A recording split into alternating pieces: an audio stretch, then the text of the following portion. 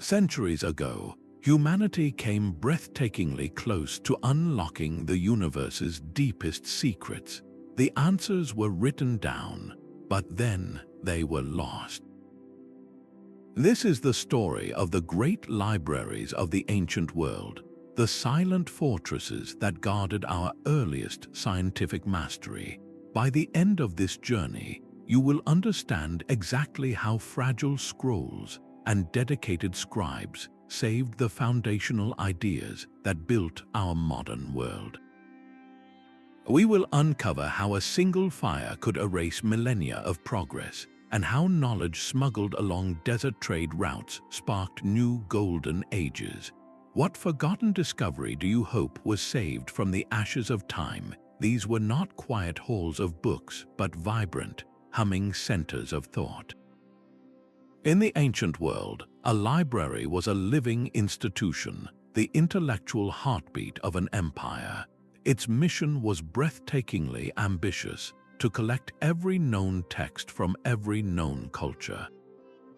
Imagine teams of scholars not just storing scrolls, but constantly copying them, translating foreign works, and debating their meanings in crowded courtyards. This was a place where knowledge was actively worked on, not passively stored. The primary goal was preservation through proliferation, ensuring that a discovery made in one corner of the world could be saved from oblivion by being replicated and studied in another.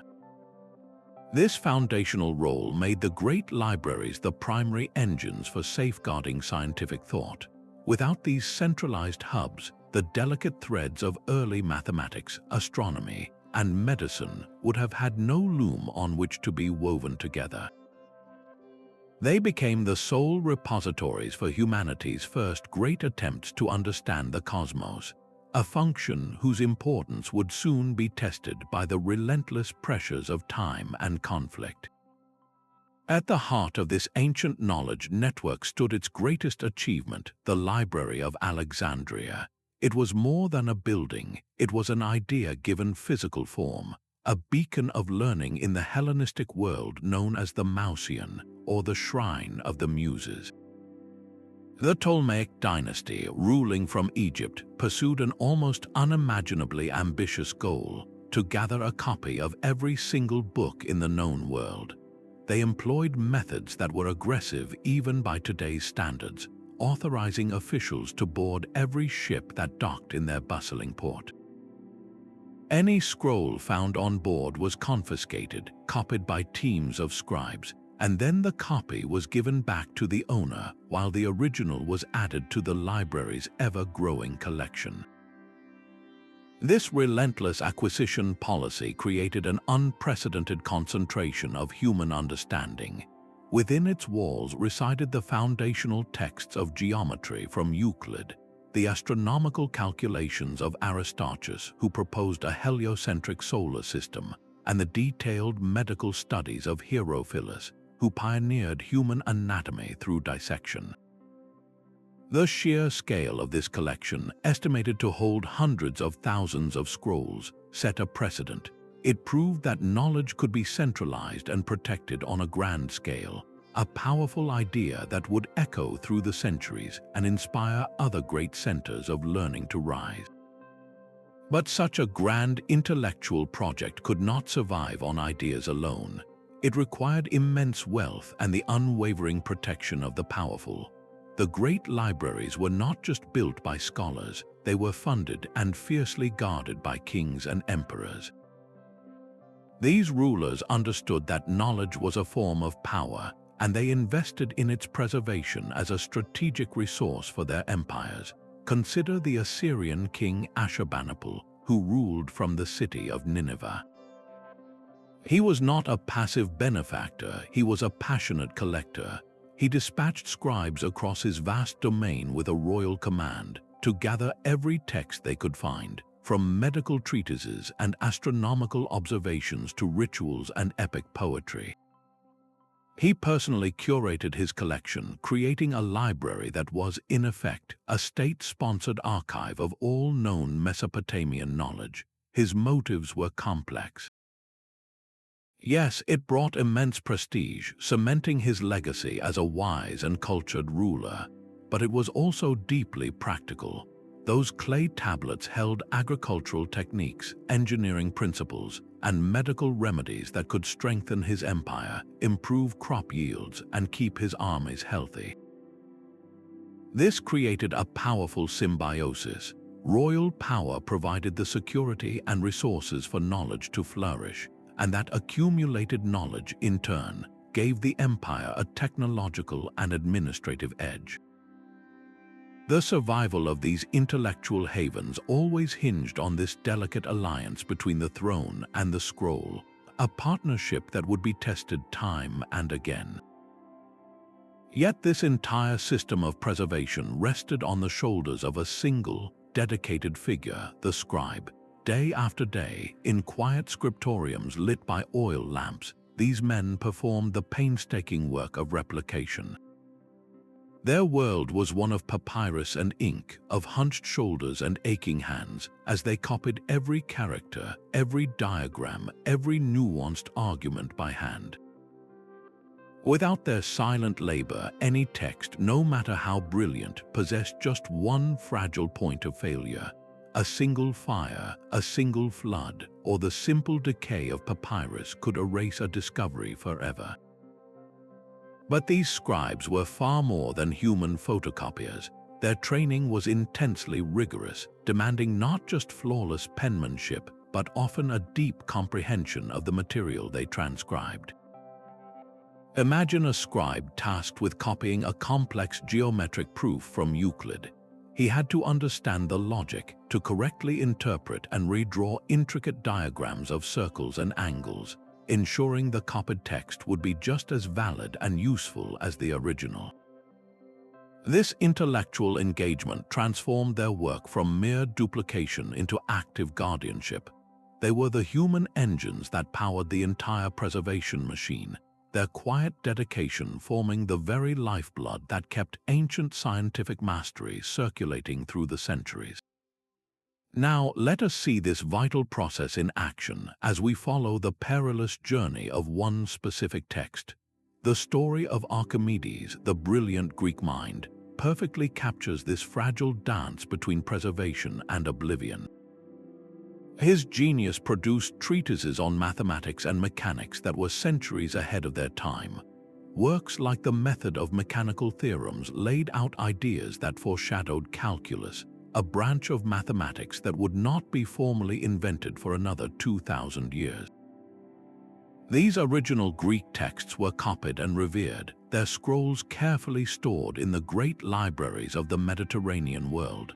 They were the pinnacle of ancient scientific thought, safeguarded by the very system we have been discussing.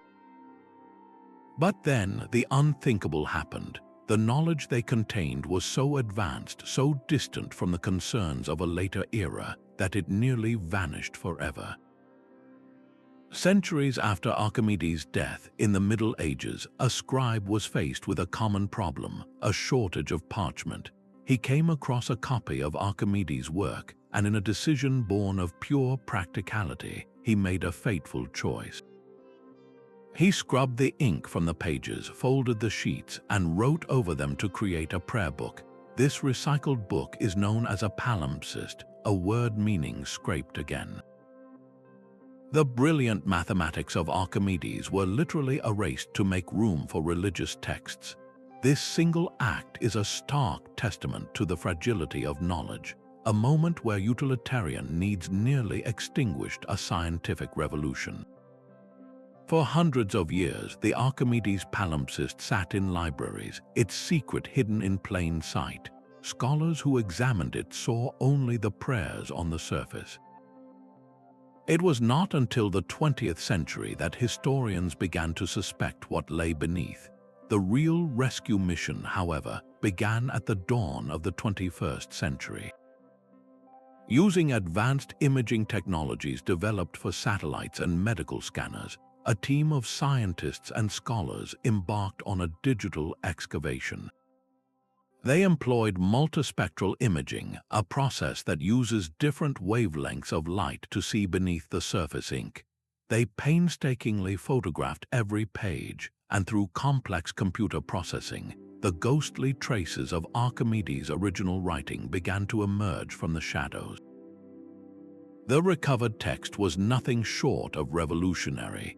It confirmed that Archimedes was working with concepts of infinity and infinitesimals, the very foundations of calculus.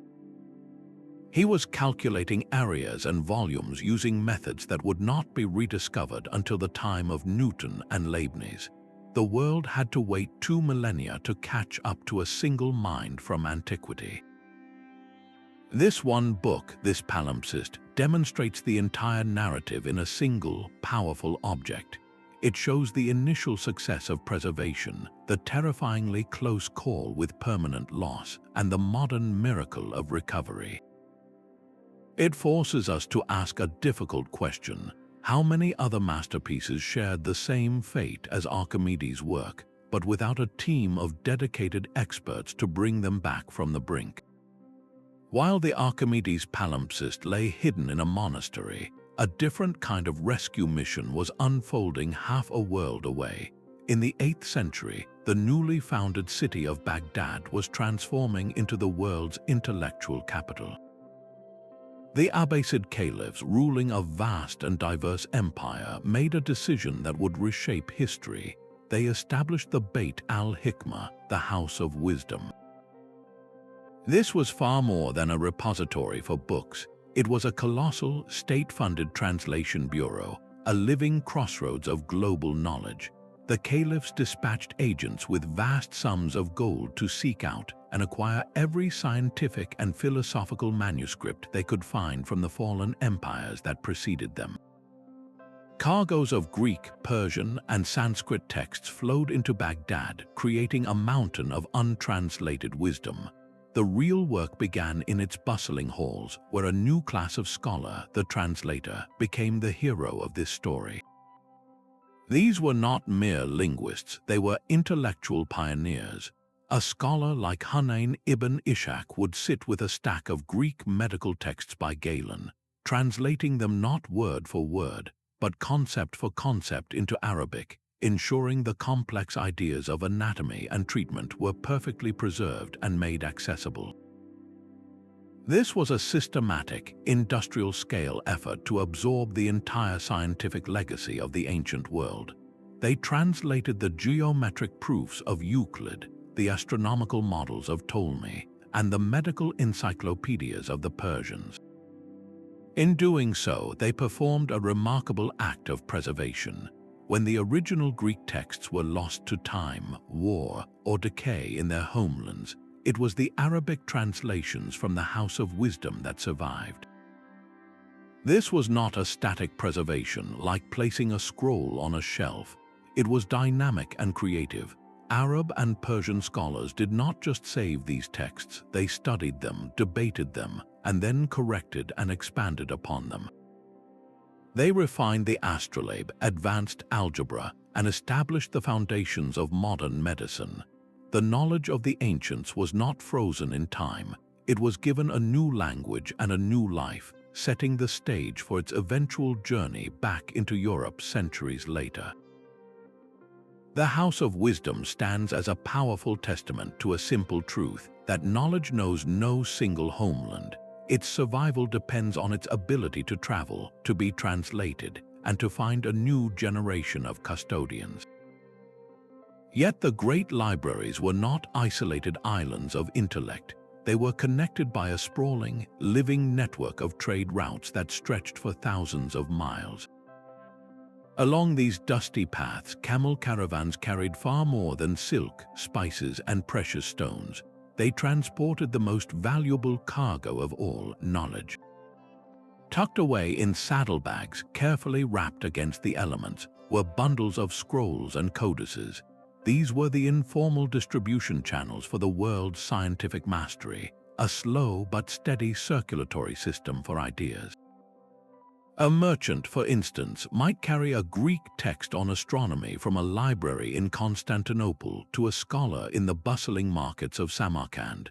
There, in that cosmopolitan crossroads, the text would be studied, its ideas debated, and most importantly, copied by local scribes. This copy would then join the collection of a new library, while the original or another copy might continue its journey eastward. Cities like Samarkand and Constantinople became vital way stations, not just for weary travelers but for knowledge itself. They were intellectual hubs where Greek geometry could meet Indian numerals and Persian medical wisdom, merging into a richer, more complete understanding of the world. This constant, slow-motion exchange meant that a discovery made in one empire could, over generations, find a safe harbor in another. It was this global, decentralized network that gave ancient science its resilience. The survival of a text no longer relied solely on the fortunes of a single library in Alexandria or Baghdad, but on its ability to travel, to be replicated in dozens of different scriptoriums across continents. So, what exactly was in those saddlebags? What specific, world-changing ideas were being passed from hand to hand along these ancient highways? These astronomical tables began not as complex theories, but as meticulous records carved into wet clay. For centuries, Babylonian scholars tracked the night sky with relentless precision, their observations pressed into cuneiform tablets. They noted the cyclical dance of planets, the precise timing of lunar eclipses, and the steady rhythm of the stars. This was not merely stargazing, it was data collection on an epic scale. They compiled this information into detailed tables that could predict celestial events with remarkable accuracy. This foundational dataset, a product of generations of patient watching, was carefully stored in the great libraries of Mesopotamia, like that of King Ashurbanipal at Nineveh. It was there, safe within those clay walls, that this raw astronomical treasure awaited its next chapter. The knowledge did not stay buried. Centuries later, it traveled west, fascinating Greek astronomers who encountered Babylonian wisdom. They recognized the power in these precise numbers, but the journey was far from over. When the original Greek texts faced decay and loss, the torch was passed once more, this time to the scholars of the Islamic Golden Age. In the translation halls of the House of Wisdom in Baghdad, these ancient Babylonian tables were rediscovered, translated, and critically, they were challenged. Islamic astronomers like al-Battani did not just accept the old data, they checked it against their own, even more precise, observations made with newly refined instruments. They discovered small errors in the ancient predictions and systematically corrected them. This was not preservation in a museum sense, it was active, living science. Each generation built upon the last, refining the numbers, leading to the creation of vastly improved astronomical tables known as Zij.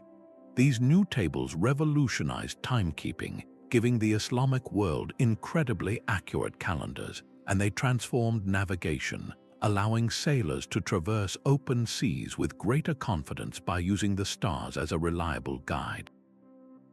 This continuous thread from Babylonian clay to Baghdad paper represents a perfect example of preserved scientific mastery. It shows how raw data, carefully recorded and protected, can be polished across centuries into a powerful tool. The same patient, cumulative process was also quietly unfolding in another field entirely, one that dealt not with the vastness of the cosmos, but with the intimate workings of the human body. Galen's medical theories would govern the practice of medicine for more than 1,000 years, an intellectual reign almost impossible to overstate. This Greek physician from the Roman Empire was a writing machine, producing hundreds of texts on everything from anatomy and pharmacology to the philosophy of disease. He synthesized all known medical knowledge into a single, sprawling system, but his dominance relied entirely on the physical survival of his words. In his own time, copies of his works were diligently made and distributed to the great libraries of the Roman world, from Alexandria to Constantinople. These scriptoriums became the first line of defense, ensuring that a doctor in a distant province could access the same core principles as a scholar in the capital. Yet the true test came as the Western Roman Empire crumbled. In the chaos, many of the original Greek texts began to vanish from Europe, lost to fire, neglect, or the simple disintegration of papyrus. It seemed a catastrophic rupture was imminent, that Galen's vast canon might be fractured beyond repair. But the libraries of the Byzantine Empire, particularly the Great Repository in Constantinople, acted as a stubborn redoubt. There, Greek-speaking scholars continued to copy and recopy his works, holding the line against oblivion for centuries.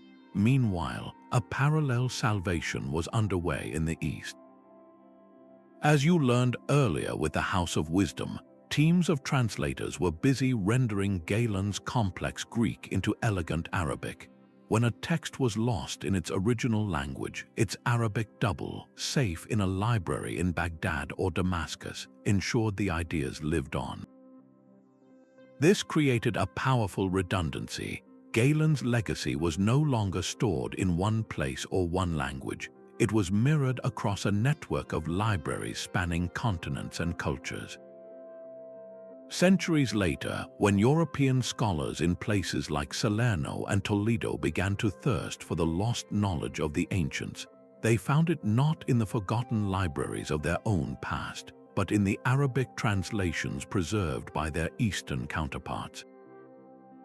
These texts were then translated again from Arabic into Latin, completing a monumental round-trip journey for ideas that had been rescued from the brink.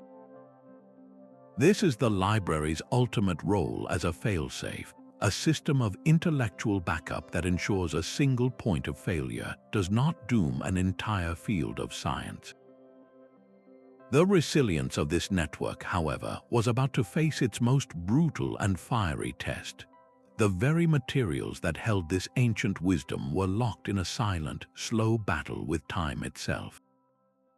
Papyrus, made from the pith of a water plant, was a brilliant invention for its day, but it was profoundly vulnerable.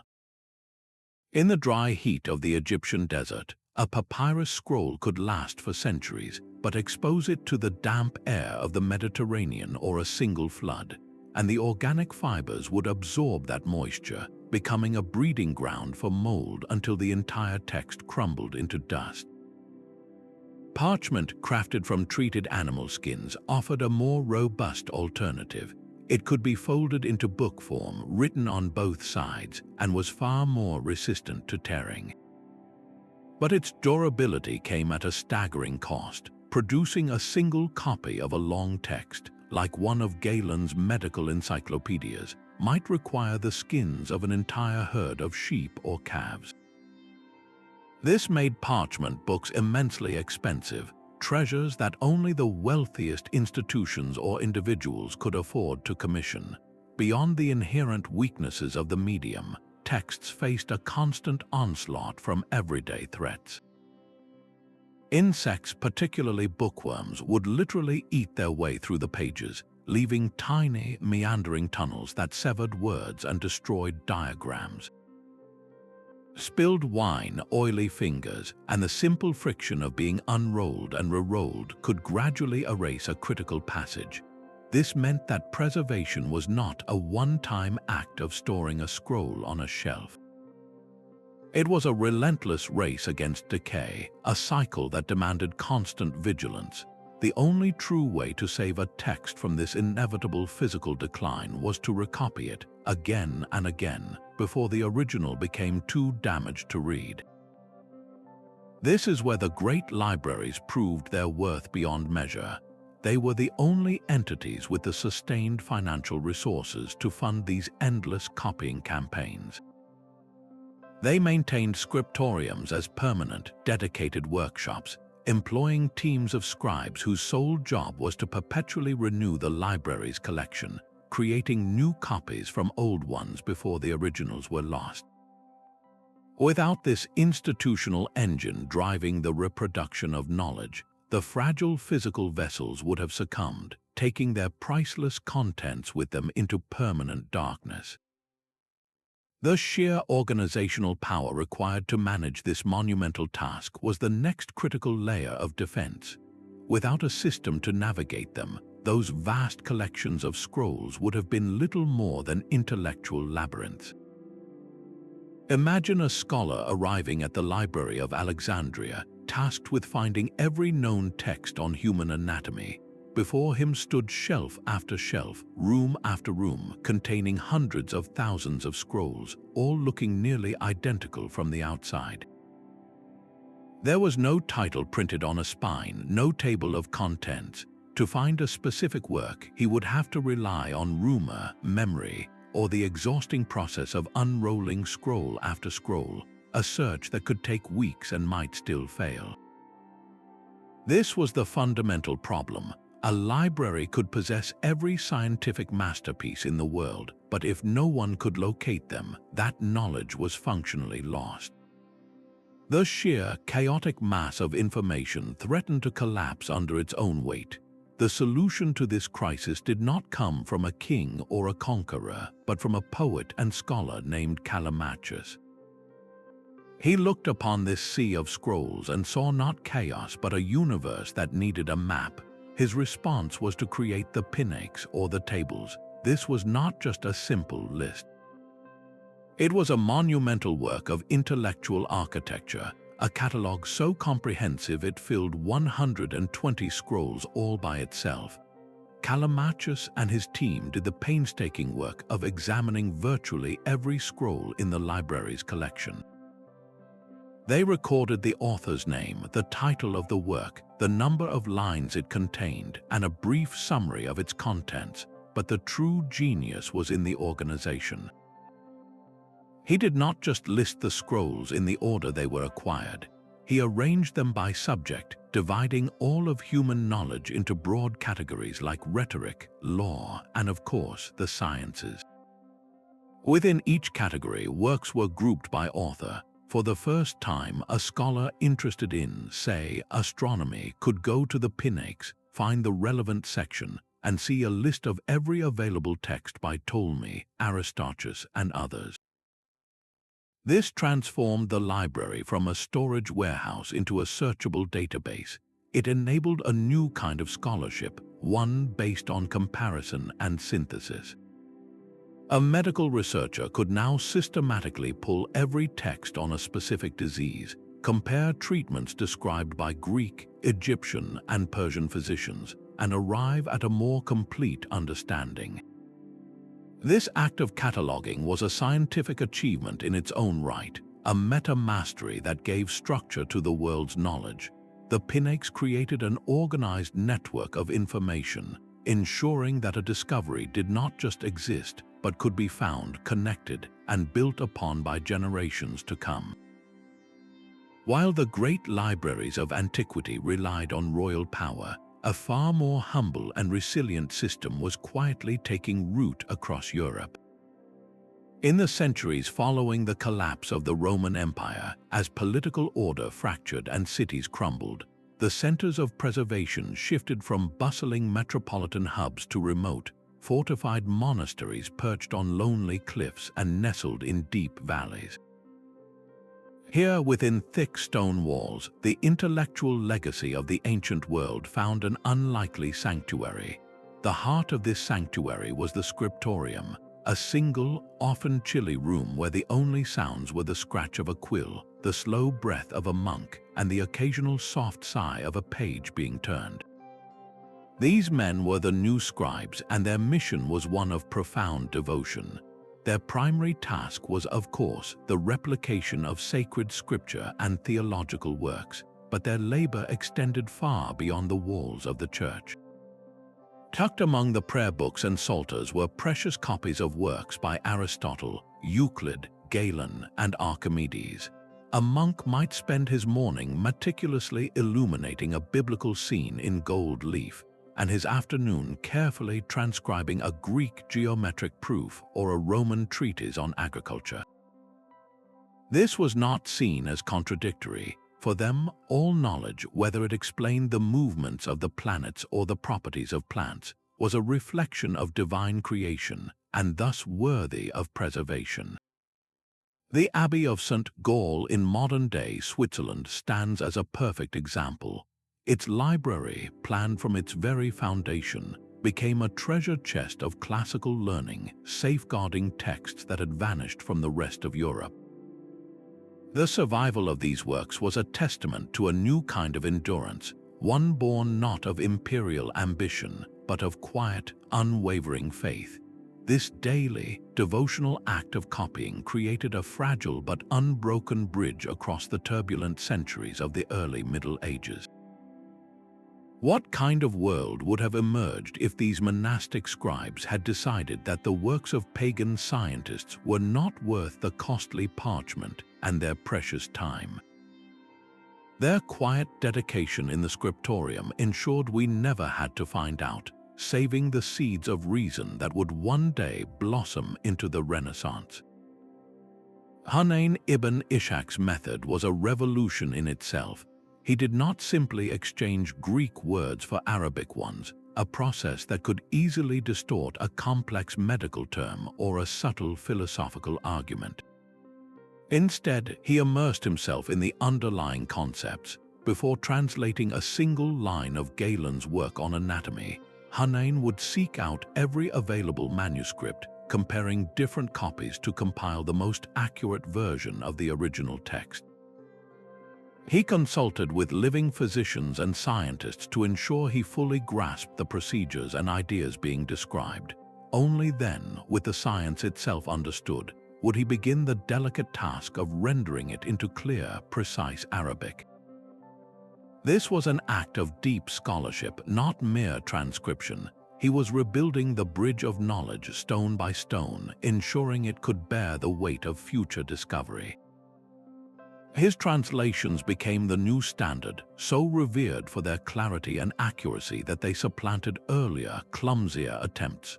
Through his pen, the entire Galenic corpus, a sprawling library of medical wisdom, was saved.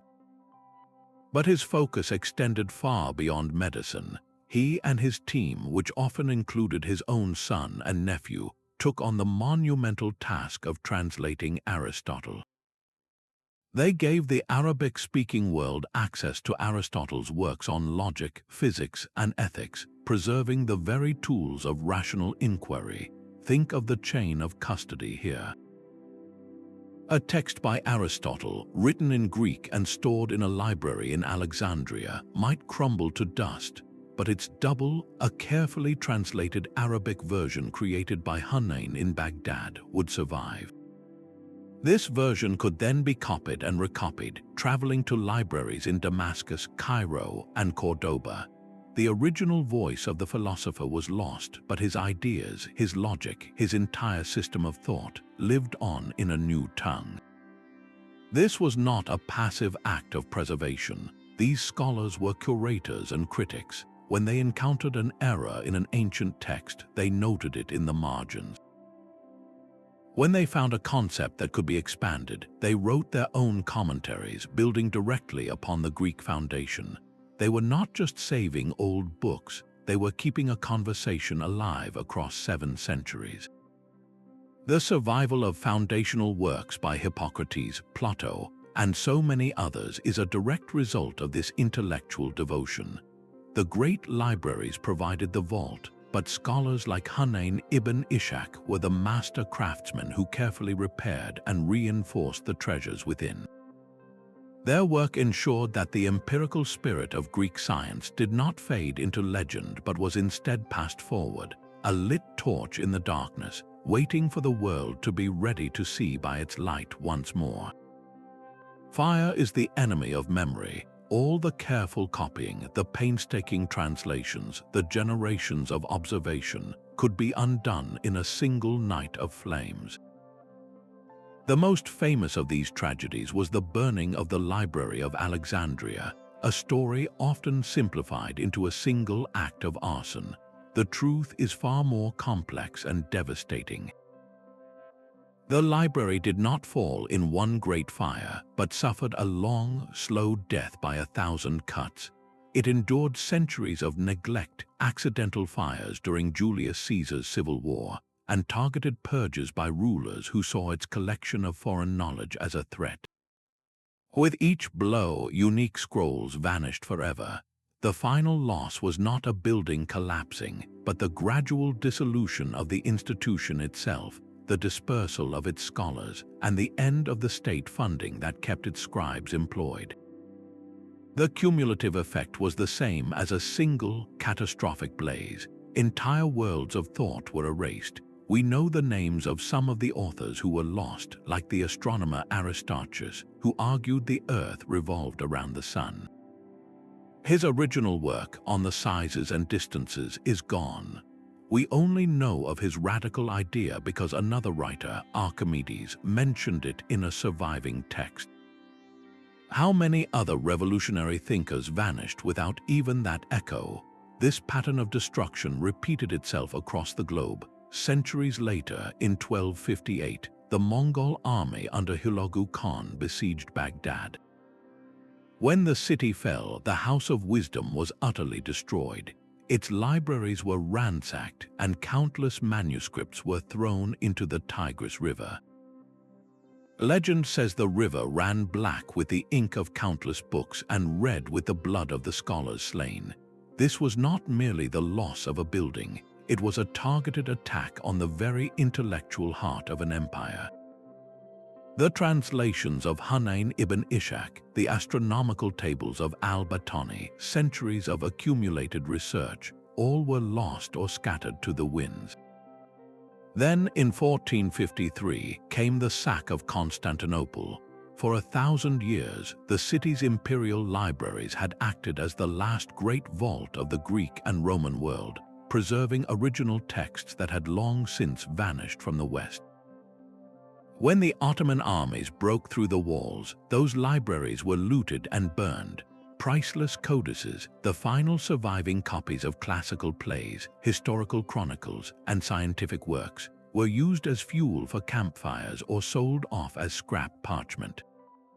The cost of these events is incalculable. It is not measured in burned scrolls, but in the severed branches of human inquiry. A line of medical research documented only in Alexandria might have held the key to understanding a disease that would plague humanity for another 1,000 years.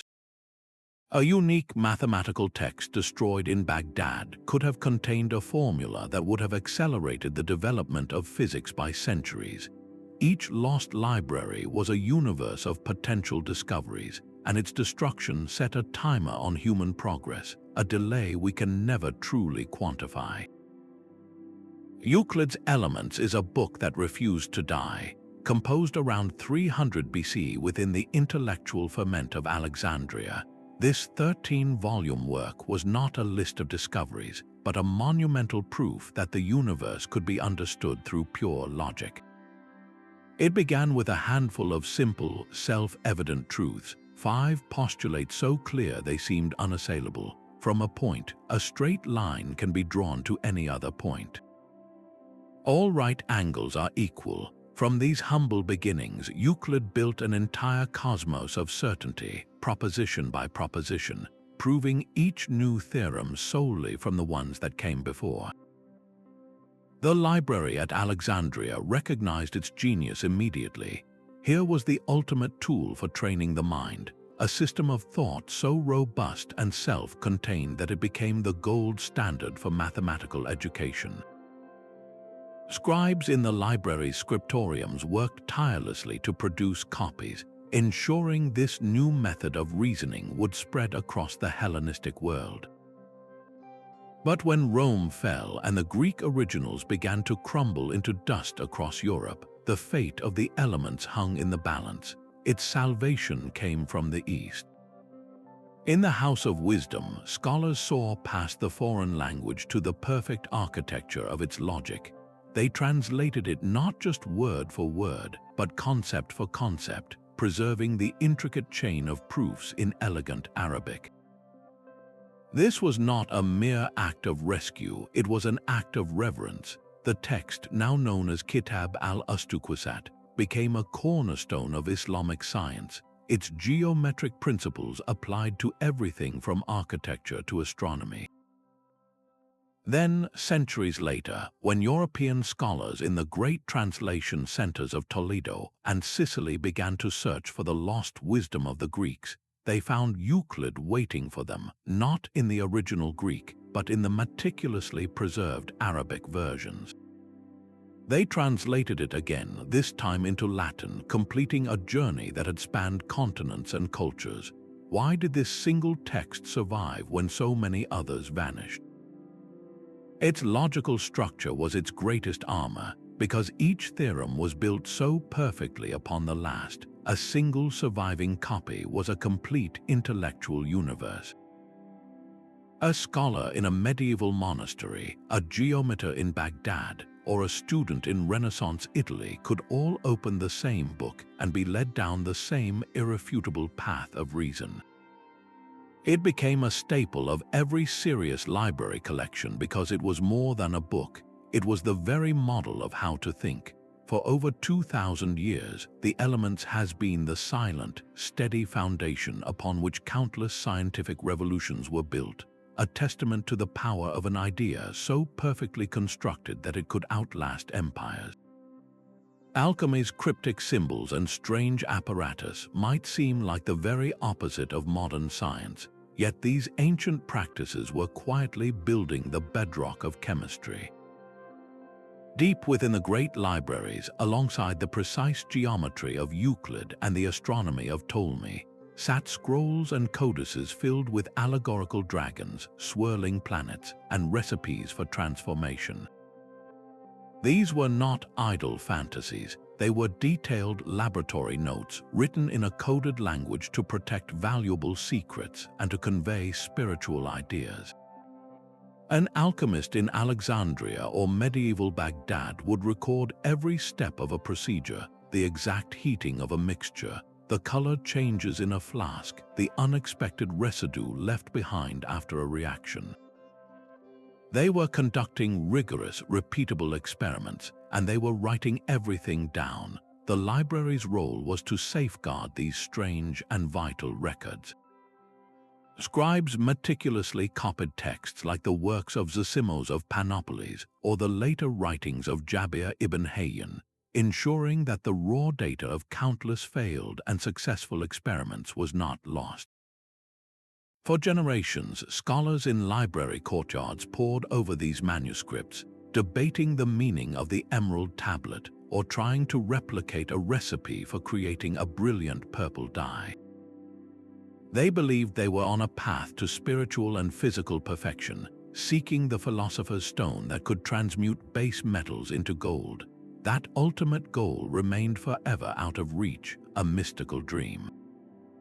But something far more valuable was being preserved in plain sight. The painstaking observations about how substances behave under heat, how they combine, separate, and change state, formed a massive, unofficial database of material science. When a modern chemist understands the properties of an acid or the process of distillation, they are standing on the shoulders of these early experimenters. The library did not judge the mystical aims of the alchemist. It simply preserved the evidence of their work, the tangible results of their hands-on tinkering. It held onto the messy, practical knowledge long after the grand theories of spiritual transmutation had faded. This vast collection of recorded trial and error became the essential starting point for the methodical chemists of the Enlightenment. They inherited not just a set of questions, but 1,000 years of carefully documented clues.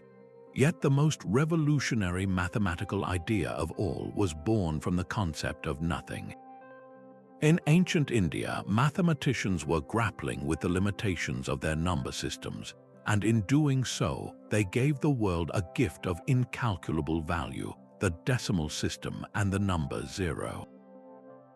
This was not just the invention of a symbol, it was the creation of a whole new way of thinking about quantity and place.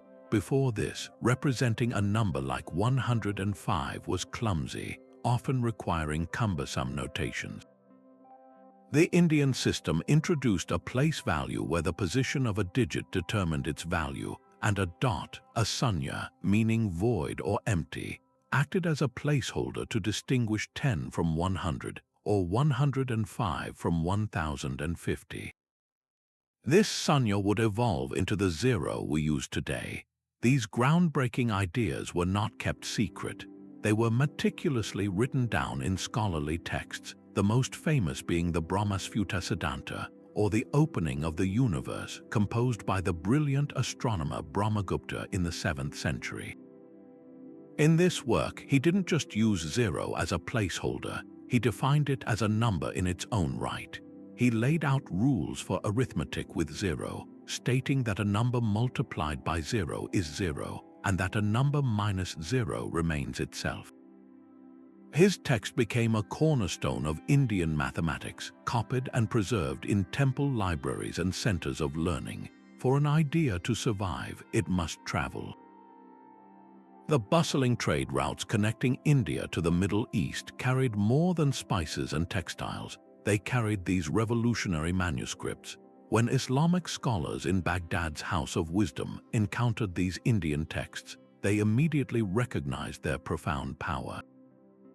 Here was a mathematical tool of unparalleled efficiency and elegance. The scholar Muhammad al-Khwarizmi took these Indian numerals, including the vital sunya, and wrote a seminal text that explained their use in calculations.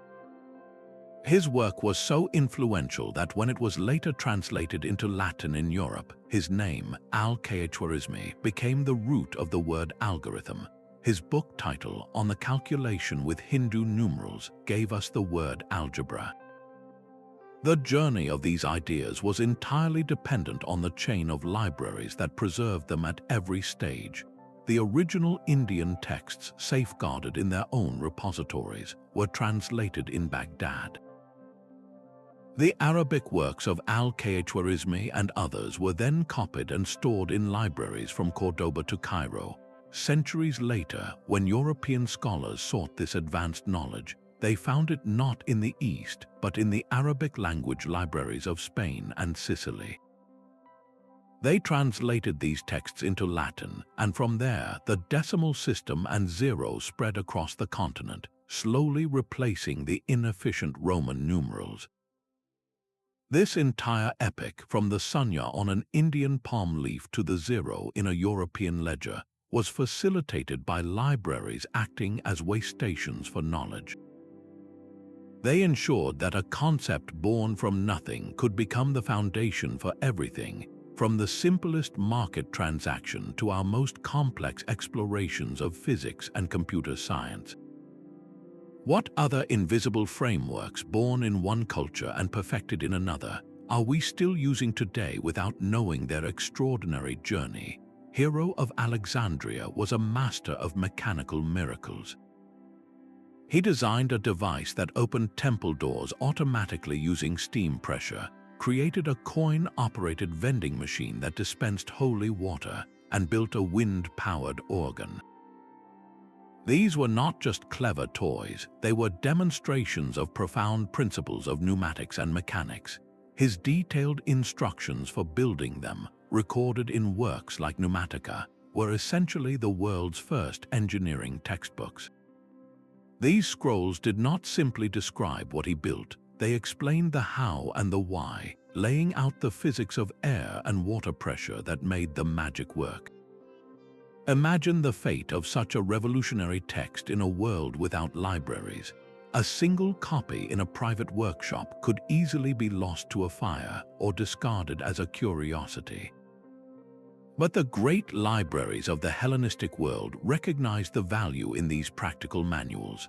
They were copied and stored alongside the philosophical and mathematical works, ensuring that the blueprint for a steam engine, however primitive, was not forgotten. This preservation of applied science was just as crucial as saving theoretical knowledge. While the Roman Empire saw little need for Hero's automated wonders, preferring human labor, his texts survived within the protective walls of libraries in Alexandria, Constantinople, and later within the Arabic scholarly tradition. Centuries later, when Renaissance engineers like Leonardo da Vinci began sketching designs for complex machines, they were tapping into a stream of knowledge that had been kept flowing by these ancient repositories. They were reading the same principles that Hero had documented, ideas about gear trains, leverage, and steam power that had been saved from oblivion.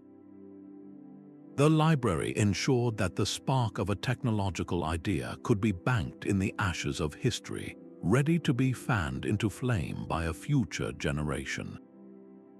This same process saved the architectural mastery of the Roman world. Marcus Vitruvius Pollio wrote a comprehensive 10-volume work, De Architectura, that covered everything from city planning and aqueduct construction to the proper proportions of temples. He detailed how to mix different types of concrete, how to choose healthy building sites, and how to design gears for water mills. When Rome fell, the practical knowledge of how to build on such a grand scale began to fade from Europe. The great baths, aqueducts, and domes became mysterious ruins, their construction methods seemingly lost, but Vitruvius's manual endured. It was painstakingly copied by monastic scribes and preserved in royal libraries, a complete guide to Roman engineering waiting for a world ready to build again. Its rediscovery in the 15th century became a cornerstone of the Renaissance, directly inspiring architects like Brunelleschi, who used its principles to construct the magnificent dome of the Florence Cathedral. The library did not just save stories, it saved instructions. It held onto the user manual for a civilization, allowing later ages to not just wonder at the ruins, but to understand the genius that created them and to begin building anew. The world began to shrink within the walls of a library. Long before satellites, the most accurate picture of the planet was not etched on stone or parchment, but carefully compiled from thousands of scattered reports.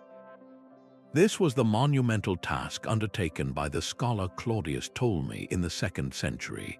His great work, the Geographia, was not a single map but a systematic guide to the entire known world, built on a framework of lines of latitude and longitude. Ptolemy never sailed the Indian Ocean or trekked across the Sahara. Instead, he sat in the great Library of Alexandria, surrounded by a mountain of sources. He cross-referenced the logs of Roman merchants, the accounts of Persian travelers, and the charts of Indian sailors, synthesizing all of this disparate data into a single, coherent system. His library was the ultimate clearinghouse for geographic knowledge, a place where a detail noted by a caravan master in Central Asia could be checked against the writings of a Greek explorer who had visited the same region 300 years prior. This cumulative process transformed anecdotal tales into structured data. The library did not just store this information, it allowed for its continuous refinement. A later scholar, comparing a new traveler's account to Ptolemy's existing map, might discover a coastline was drawn incorrectly or a mountain range was missing. He could then annotate the text or create a new, more accurate copy. This slow, collaborative correction over centuries turned the Geographia into the most sophisticated geographic model the world had ever seen. But what happens when such a masterpiece is lost? Following the decline of the Roman Empire, Ptolemy's detailed maps and coordinate system faded from European memory. The knowledge was not gone, however. It was preserved once again by the scholars of the Islamic Golden Age, who translated the Geographia into Arabic and refined its calculations. For centuries, this advanced geographic understanding was studied and improved in libraries from Baghdad to Cordoba. Then, in the early 15th century, a copy of Ptolemy's original Greek text was rediscovered and translated into Latin. The effect was explosive. European explorers pored over these ancient maps, seeing the world not as a blank space of monsters and mysteries, but as a measurable, navigable entity. Christopher Columbus studied a version of the Geographia, and its calculations, though flawed, helped convince him that sailing west to reach the Indies was a feasible journey. The library had done more than just save an old book. It had preserved a way of thinking about the world, a methodology of measurement and exploration that would launch ships across oceans. The age of exploration was born not on the deck of a caravel, but in the quiet reading rooms where ancient maps were once again unrolled, their long dormant coordinates suddenly pointing the way to a new world. A single misidentified leaf could mean the difference between a cure and a poison.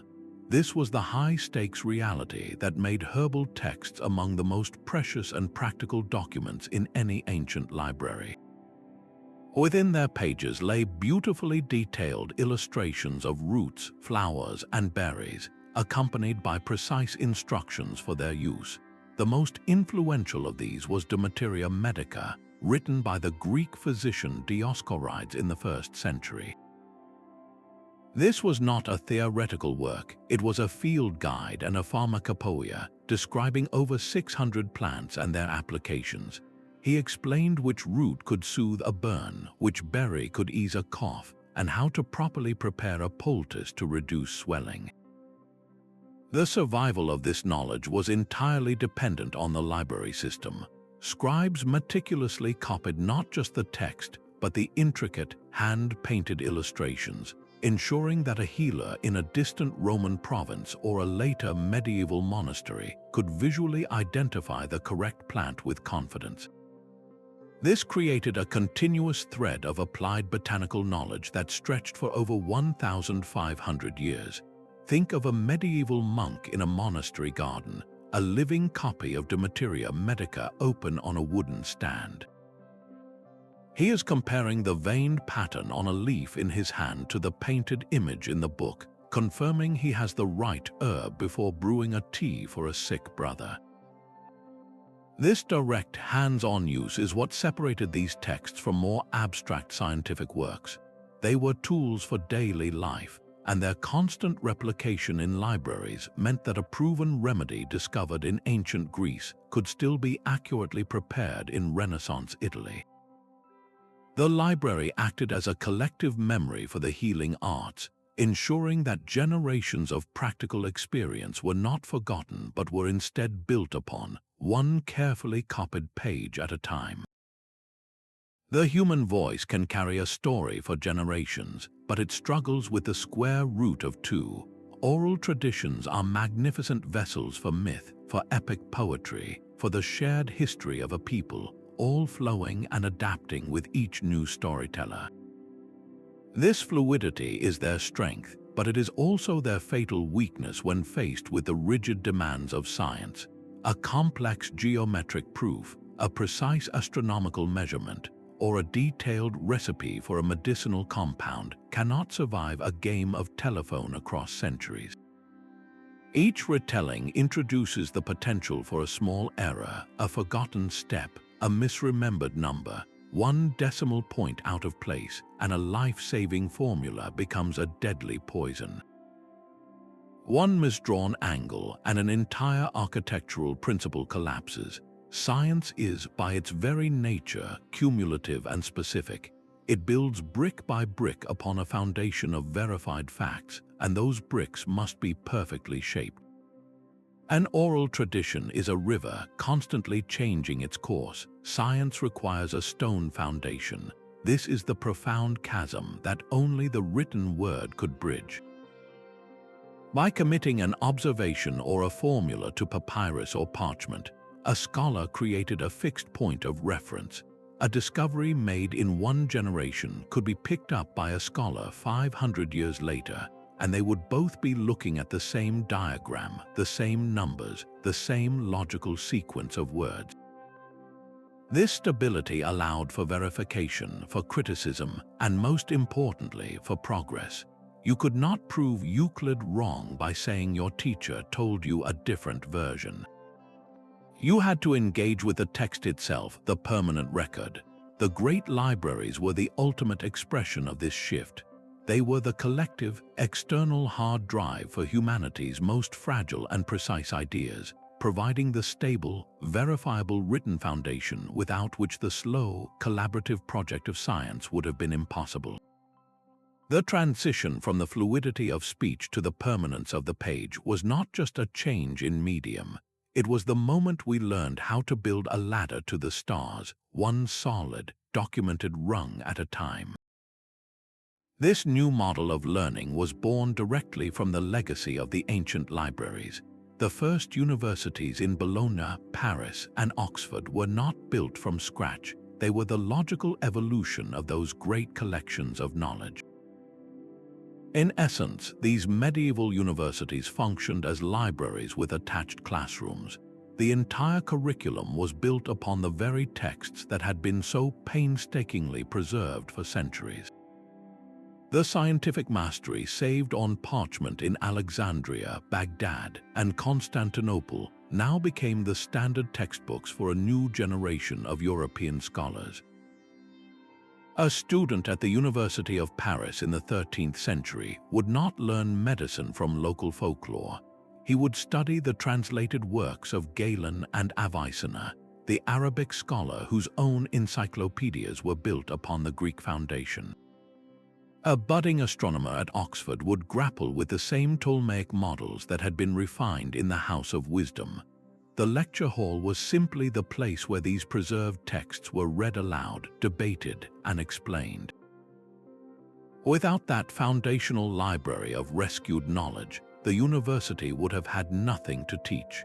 The intellectual revolutions of the later Middle Ages and the Renaissance were not spontaneous bursts of genius. They were direct consequences of this new, organized access to the ancient world's scientific legacy. The library's long and patient work of preservation finally had an institution designed to put that knowledge to work, creating a continuous chain of inquiry that stretches from the scribes of Ashurbanipal to the scholars of today. We are now the librarians of Alexandria. Our modern world is constructing its own universal library, not from papyrus and parchment, but from ones and zeros. The Internet represents the most ambitious preservation project in human history, a digital echo of that ancient dream to collect all knowledge. Every website, every scientific paper uploaded to an archive, every digitized page of an ancient manuscript is a new scroll placed on an infinite shelf. We face the same fundamental challenges as the Ptolemies, just on a different scale. How do you organize this unimaginable flood of information so that a crucial discovery does not get lost in the noise? Our search engines are the new Pinakes, the digital catalogs trying to map a universe of data, and we grapple with the same existential threats. Digital information is hauntingly fragile. A hard drive can fail as completely as a papyrus scroll consumed by mold. A file format can become an unreadable dead language, a digital Rosetta Stone with no key. We have all experienced this on a small scale, the old family photo that cannot be opened, the document from an obsolete word processor that now appears as gibberish.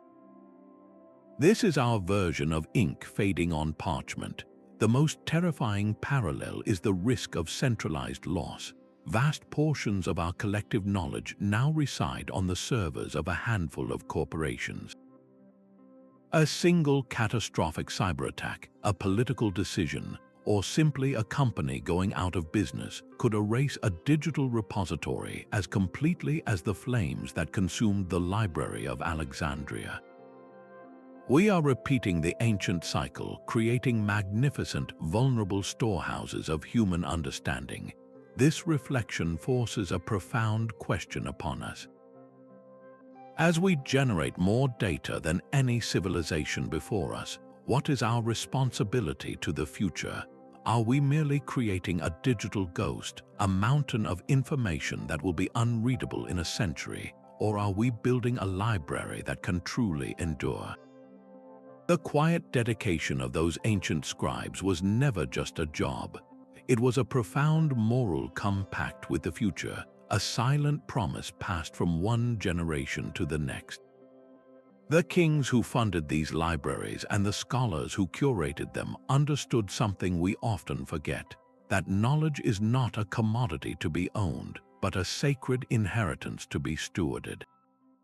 They looked upon the works of Euclid and Galen not as possessions, but as treasures held in trust for people they would never meet.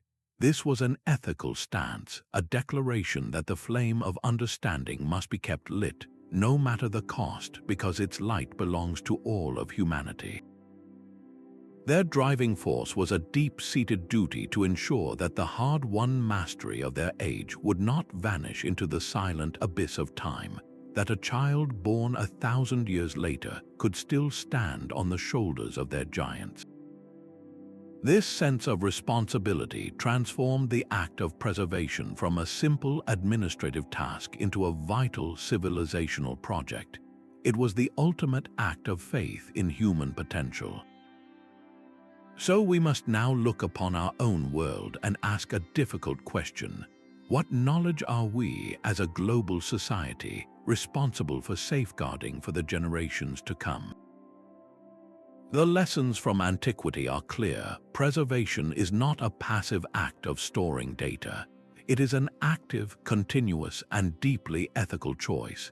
It is the decision to save a dying language, to digitize crumbling government records, to maintain the open source code that underpins our digital world, or to ensure that the hard data on climate change is not lost to political whims. Every time we choose to back up a digital archive or support a public library, we are making the same choice as the monk in the scriptorium, the same choice as the translator in Baghdad. We are voting for a future that can learn from our past, a future that is not forced to rediscover what we once knew but chose to let fade away. The continuity of our civilization has always hinged on this simple, powerful act of choosing to remember. These were not passive storehouses, but living ecosystems for the human mind. They were the fortresses that stood guard against the long night of forgetting, the workshops where the scattered embers of discovery were gathered and coaxed into a lasting flame.